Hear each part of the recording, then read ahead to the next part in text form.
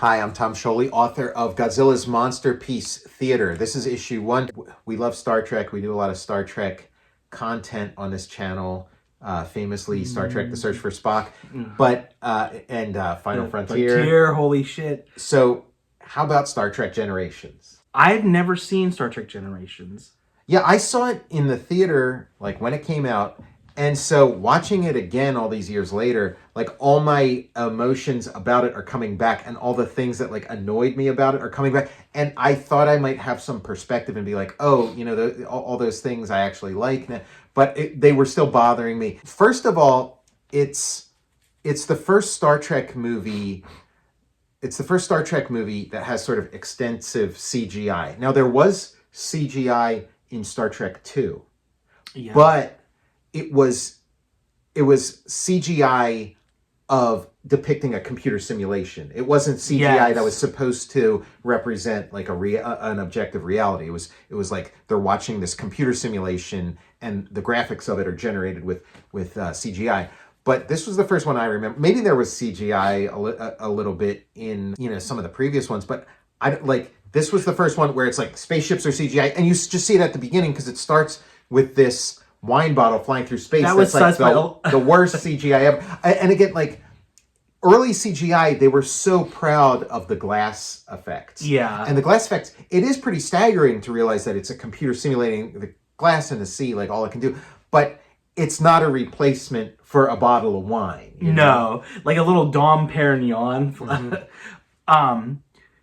Like I haven't seen it since 1994. Like, I was at my buddy Brian's house. So you did see it though. This wasn't your first time. No, this was my okay. This was the first time I've ever watched it. Like, I made a point to not view it in the interim. Mm-hmm. Like, my buddy Brian, I was hanging out with him, and his brother and his friends saw it. And when his brother Jeremy came back, he was like, "But guess what? They killed Kirk."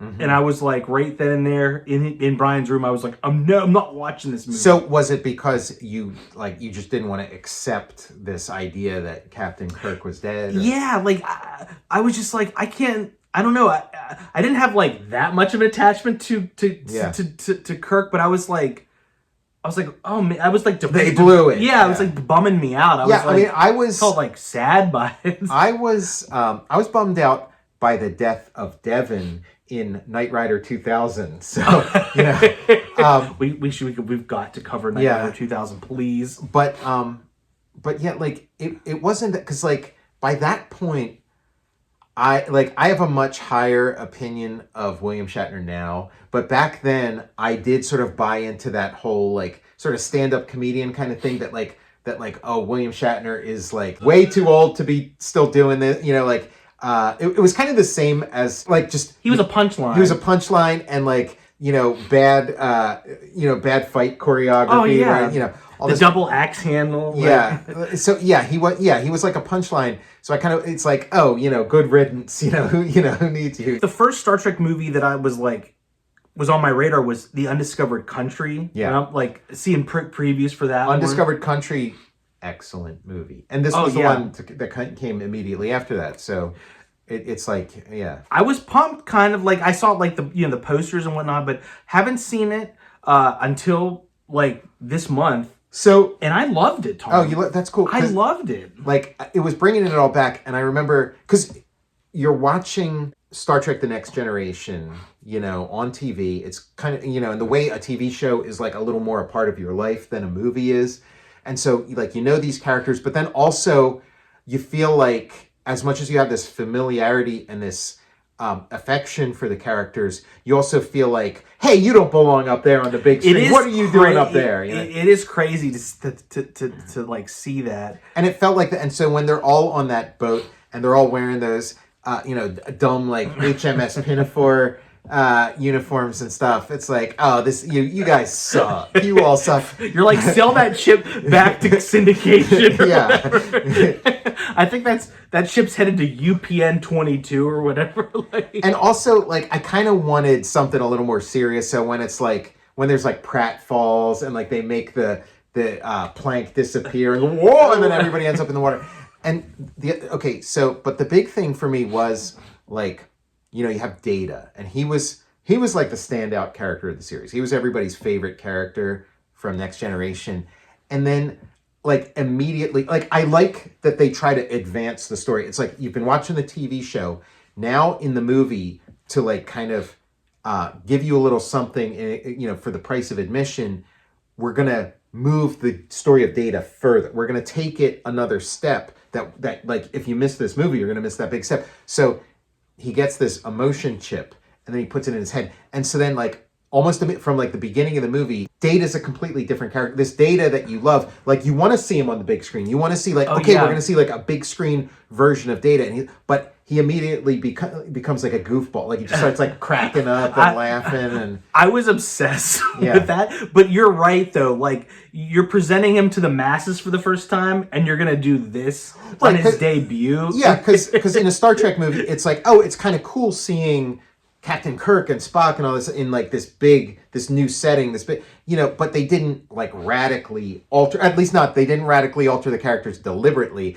You know, it's just like Father Time did that. It's like, come on, give us like the cool big screen version of Data. Like change everything else. You know, have Worf, you know, do something different, or have, you know, but not Data. Like Data's the one thing that works. Like, why are you changing the formula for Data? And like the whole reason people like Data is because he's emotionless. You know, now he's like all the rest of this, these crybabies. You know, he's doing like a Saturday Night Live character. Yeah. Now, I'm sure Brent Spiner loved it. Oh my god! Like, I was like, this is because that was the other thing. Like back then, it's like you had the Data character, but then any time you'd see him interviewed, he'd be sort of like a cut up. You know? Oh yeah, you know? He's great. You know, a flick, if you haven't seen it, it's got Walter Matthau and Jack Lemmon. It's called, I think, maybe Boat Trip or something. Okay, yeah. Or it's like it was sort of like a follow up to Grumpy Old Men and Grumpier Old Men. It was like it was after that. Yeah, exactly. It was like these guys are a hit together. You know, let's keep it rolling. New iteration. Yeah, let's. Brent Spiner's in that. He's the villain. He's like the captain of the ship. Like he's their foil.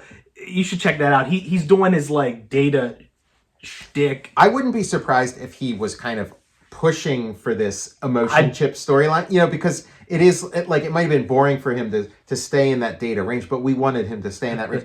Yeah, he was like he was a recurring character on Night Court also. He played this kind of like hillbilly or something. He played, you know.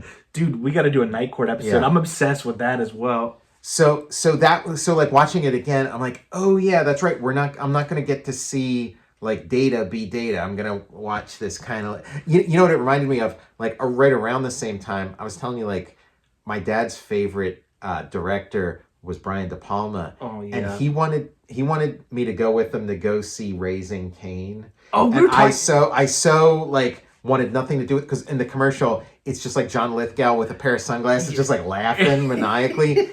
And it was such a turnoff, and I feel like Brent Spiner in this, like, just kind of giggling. He's doing the Raising Cain. Yeah, that was a turnoff in the same way. I can't wait for us to cover Raising Cain. Yeah, I still haven't seen it. And in a body double, we got to do a body double. Yeah, we will do body double. That's high on my list to talk about. I love this. I couldn't tell you really the plot of it, but like, Malcolm McDowell was a great choice for a villain. Like, for me, it doesn't like. He was an awesome villain. Yeah, it does. Like the story of it just doesn't quite come together. But it's like on paper, it's like Malcolm McDowell as a Star Trek villain, perfect. It felt like we'd be getting to kind of like a Khan, like a Ricardo Montalban kind of energy, you know, like an intensity. He kills Kirk and blows up the Enterprise. Like he should be like formidable.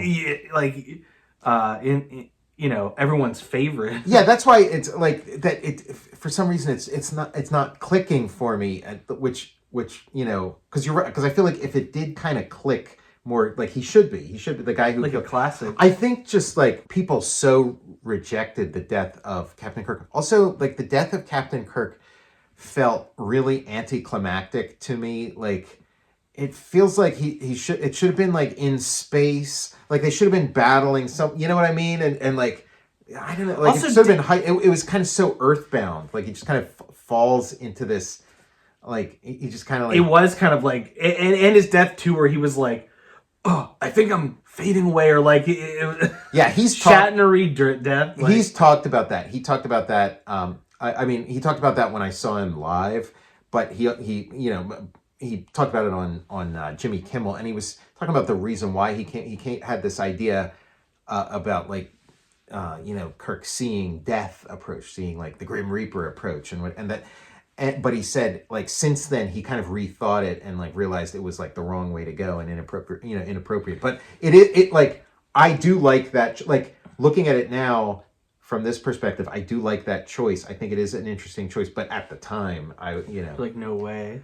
Yeah, I don't know what I'd want from I need to take some time and think about. I need to write my death of Captain Kirk storyline, because does he have to die? Yeah, that's a good question.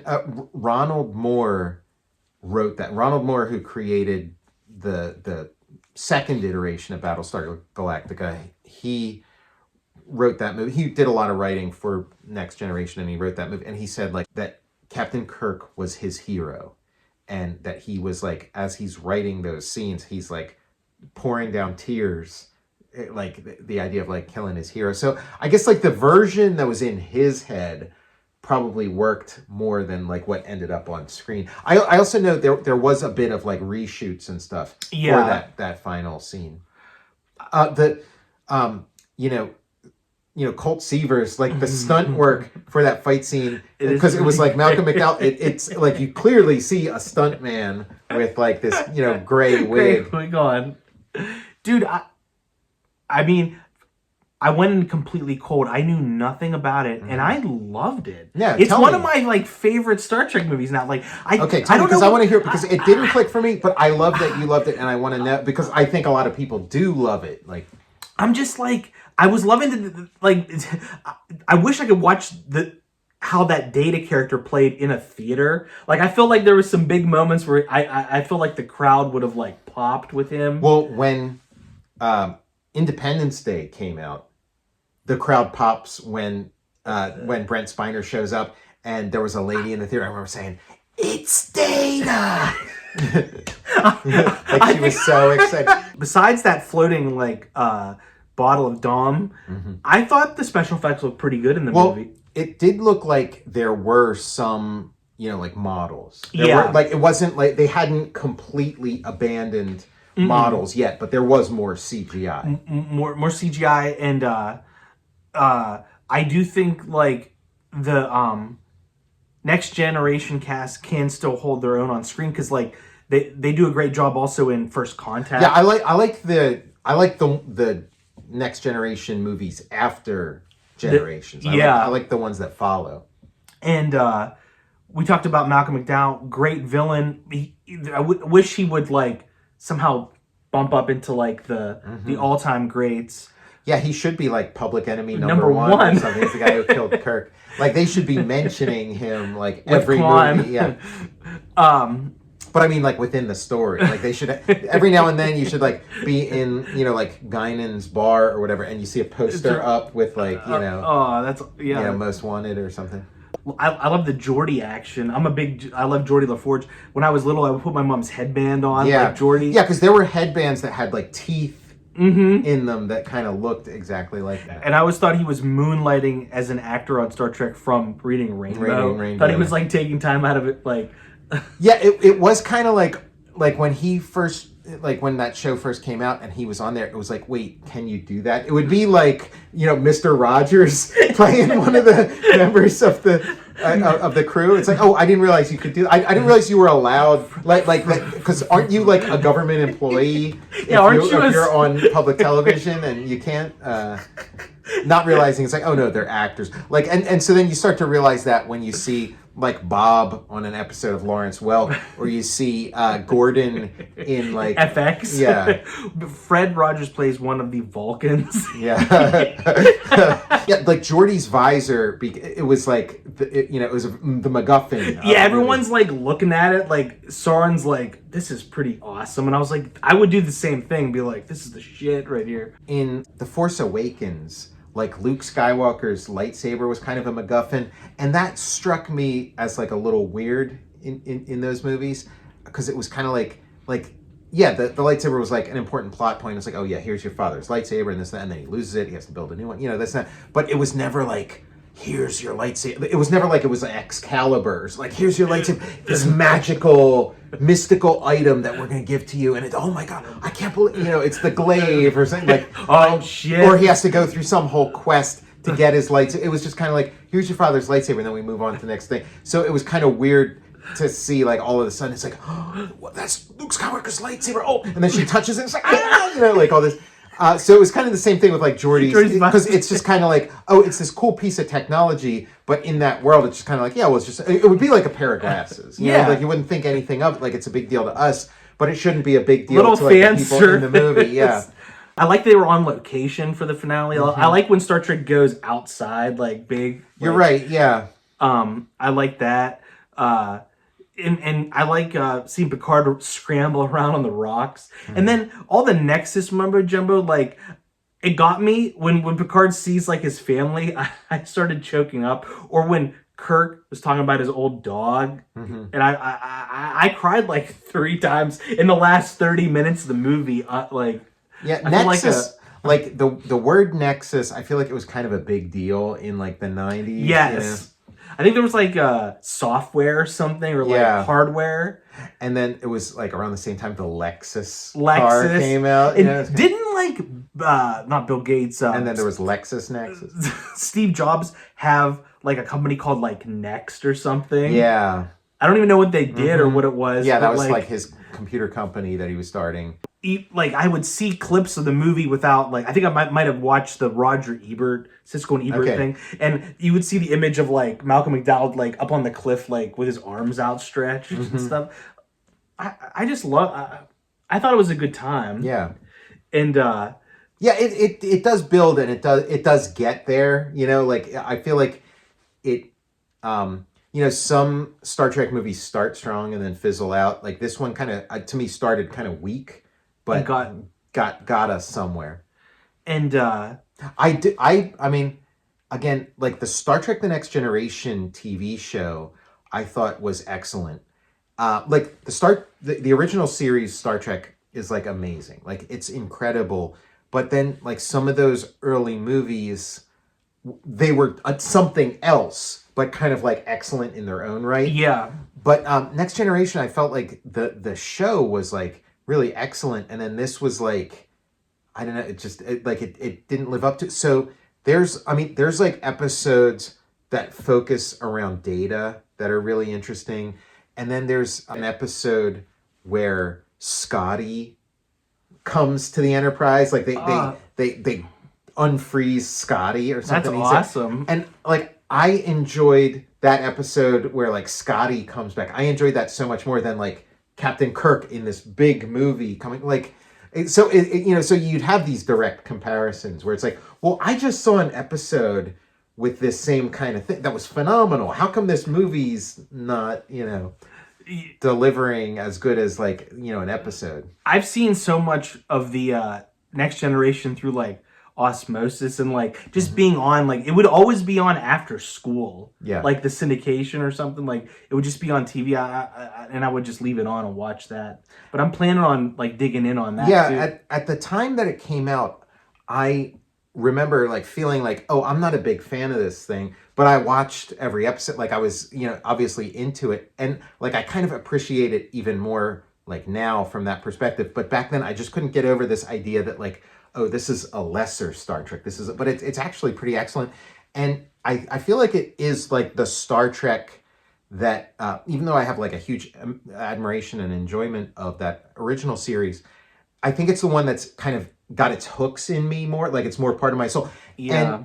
And I have recurring dreams where I'm on that version of the Enterprise. That's awesome. It's like a regular thing for me to like have dreams where I'm like in there and I'm like going to the different decks and stuff. That's so cool. Like, I never dream about being on the Captain Kirk Enterprise. So it does like it's like that's more my Star Trek. Also, do they need, like, I know you want to like pass a torch or whatever, but did they need Kirk and company to like put them? It might have been contractual. I was gonna say, yeah, like he wasn't gonna let that, because he, he arranged meetings with J.J. Abrams, and he put all his Shatner powers into trying to convince J.J. Abrams to put him into his movies, and he's like, "You're putting Leonard in there. Why can't I be in there?" And it's like, we all saw you die definitively on screen. Like, we can't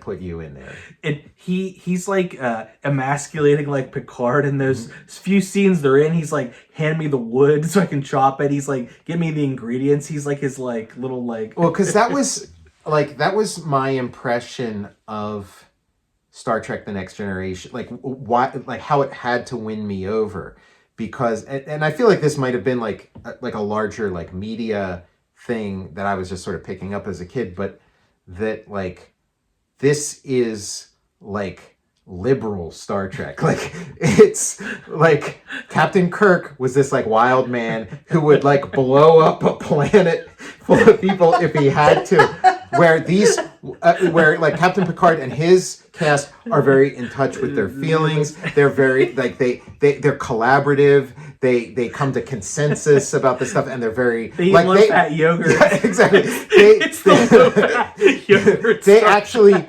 actually adhere to the Prime Directive. Like, they give Kirk would give a lot of lip service to the Prime Directive, but they actually adhere to it. And so it's like, yes, that would be in real life. That is the preferable Starfleet, is to have these people who are very circumspect. But like, as far as an entertainment goes, you want to see this guy who's like kicking people out the airlock, you know? Like, yeah, it's like he's like, here, meet our new navigation officer, Evil Knievel. Exactly. Like, yeah, for a show. So that was what had to like win me over. It's like, well, you guys will never stand because you're too busy. You're too busy trying to like, you're like the warm and fuzzy Enterprise, and like, you know, yeah, what happened to disintegrating people, you know?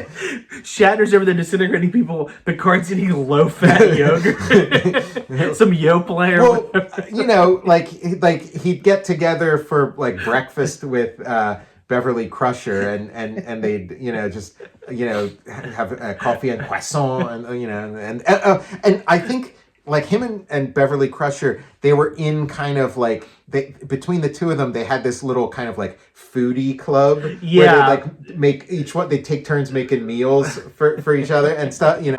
I thought I was gonna like maybe hate this movie, but I really liked it. I love the First Contact more than this one. Oh, First Contact is like I'm a huge. It's one of my favorites of the whole series. Mm-hmm. But I didn't anything with the Borg.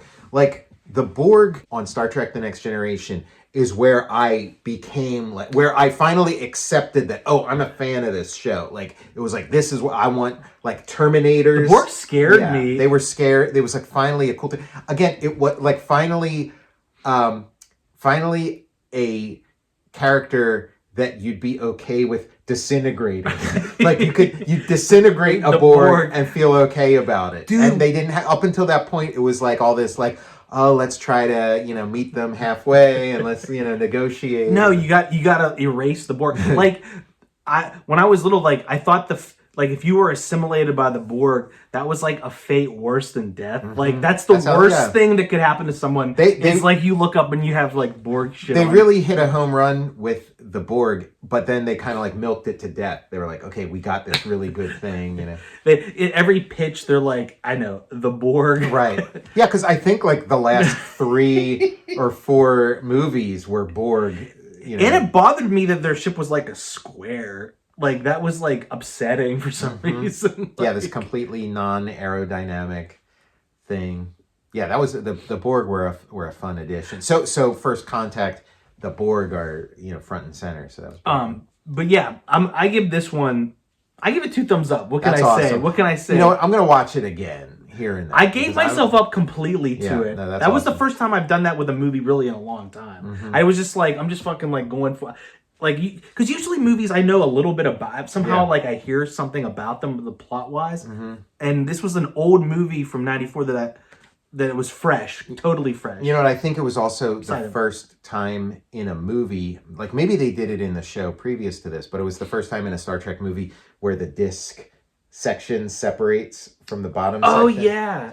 And I've heard that Gene Roddenberry, like in the original series, that was always like part of the design. Like they had always planned, and that could have happened in the original series. Like they had that idea flowing back then, and we just never saw it. It just never happened. I wonder how true that is, if it's apocryphal. Because like that felt like a mind blower when it's like, oh, it's separating. It's two sections. I'm actually going to watch First Contact very soon here. Very cool. Yeah, I'm probably right now. I'm probably as enthusiastic a Star Trek fan as I've ever been. Is right this moment for some reason. I'm feeling it right now too. Yeah, I'm not sure why it is, but I saw that there's some like Star Trek comics I didn't realize. Right now, like recent. Oh, recent one. Yeah, they're doing a bunch. The Next Generation. So I might like investigate. Mm-hmm. I'm kind of like all in on Star Trek right now. Yeah, very cool. And the Star Trek comics are from IDW, just like Godzilla's Monsterpiece Theater. So yeah, check it out. Okay, we'll see you. See ya. Hope the Borg don't assimilate us. Yeah. I like look up. I have like my eyes like covered.